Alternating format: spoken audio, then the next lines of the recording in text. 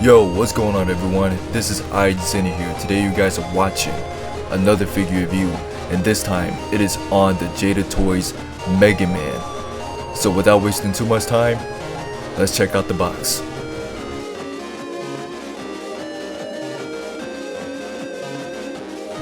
So the box, we got the Megaman logo, got 13 plus, we got the window of the figure, we got the illustration of Megaman. It also says Megaman, some warning, choking hazard stuff. On the left side, you get the pixelated picture of Megaman, and also same side, or on the right, pretty much the same picture. In the back, you see there's like other figures in the line already, such as Fireman and Iceman, who I haven't gotten yet. In the bottom, this is like a character roster of other characters that you might be getting a figure of in the future. We got Jada Toys, and bottom just a whole bunch of other stuff that I'm not gonna bother reading because you already know it.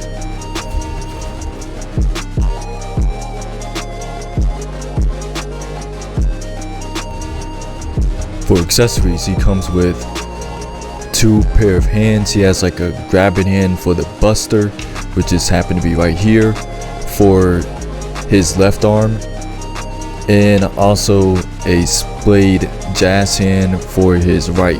I kind of wish they came with 2 pair of hands instead of one for individually for for the right arm. I kind of wish they came with both. It's what I'm trying to say. So, but we didn't. We only got like one for each arm, unfortunately. And here's the cannon buster. And the really cool thing about this is, if you don't want it to have it on his left arm, you can have it on his right arm. So you just pretty much just take this part off, and so it is kind of hard to put it, but it's not that hard. But you do have to force it in just a little bit when you first take out the package, but it's already in. So if you want it in the opposite, all you just have to do is just turn it around, and hold on, give me a sec.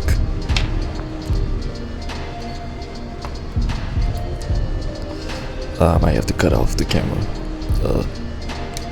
There we go.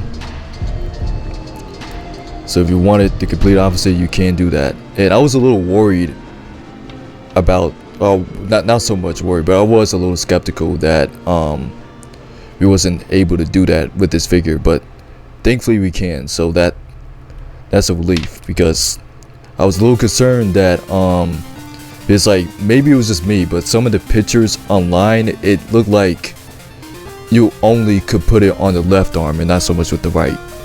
So, but here he is with the cannon buster on the right.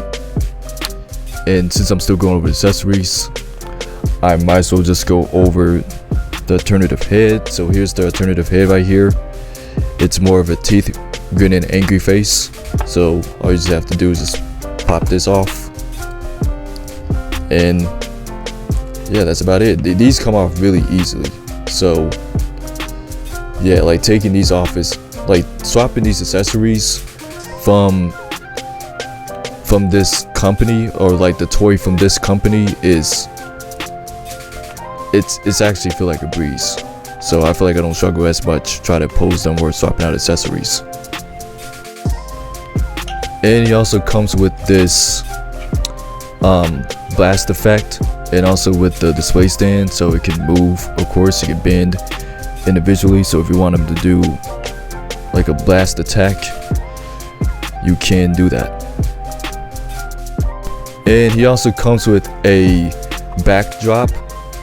This looks good, but I don't think it looks good as the Street Fighter ones, but I still think it's cool that they actually putting it in along with the Mega Man figures too.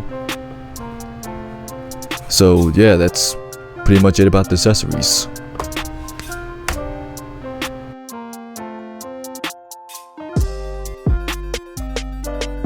The sculpting in detail on this little dude is actually really good. There is some imperfections I do have, like there are some specks on my copy here and there, but it doesn't change the fact that this figure overall, in terms of the sculpt and the detail, it looks really good. This looks exactly like Megaman, how he is depicted in the illustrations. they really did a good job of capturing more of his simplistic design.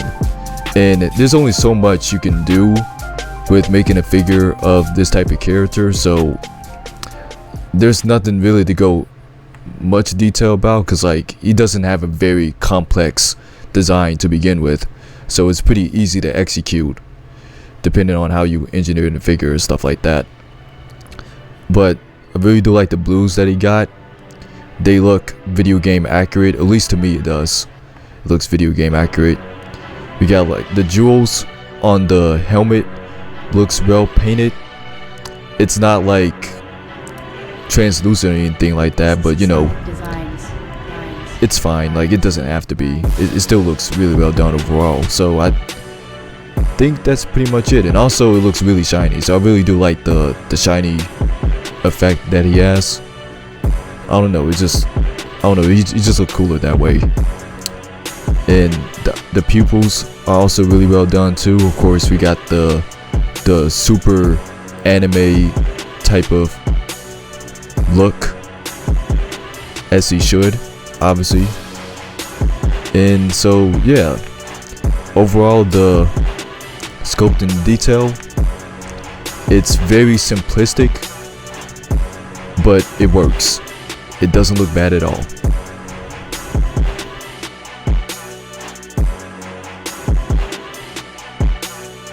For scaling, here he is compared to the 4-inch nail Megaman, and I still like this one a lot, but if you try to get this one, it's real expensive now. It's like very expensive. It's going for like, I believe like $100 to $200. So if you missed out on this version, I think this is a pretty good alternative.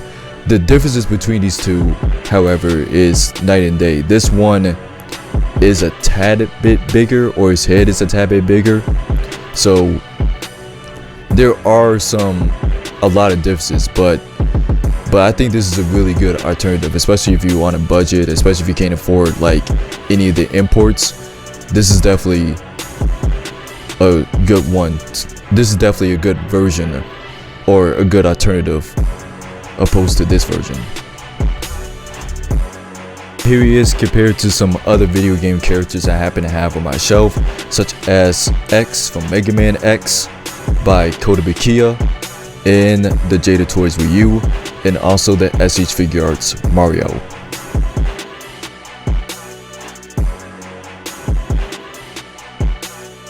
Articulation, his head can go up and down. It can't go that far, but it can look down pretty decent. So it can go 360, can do his side to side, or can tilt side to side. His arms can go sideways.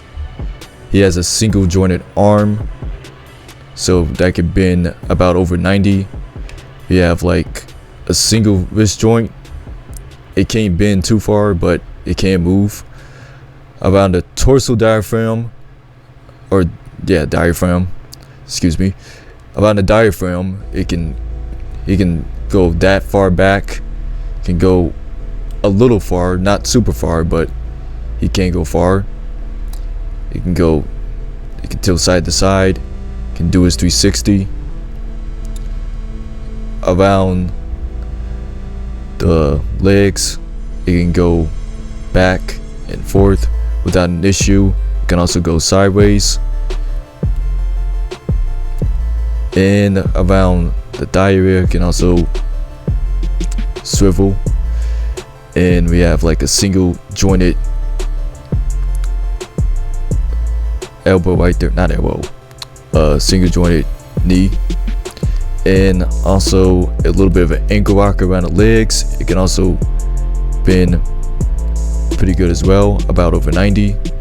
So the articulation is pretty good. It's simplistic, but it works. Like there's only so much that Jada Toys can, well, not just with Jada Toys, like any company in general, like there's only so much that you can do with a posable figure, with a character with this type of design. So sometimes making a character with a simple design and with simple joints is all you really need.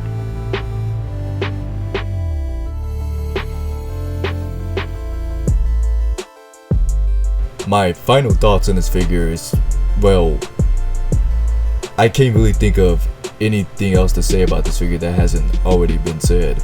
But they really knocked it out the park, and I really hope they continue doing more Capcom stuff in the future.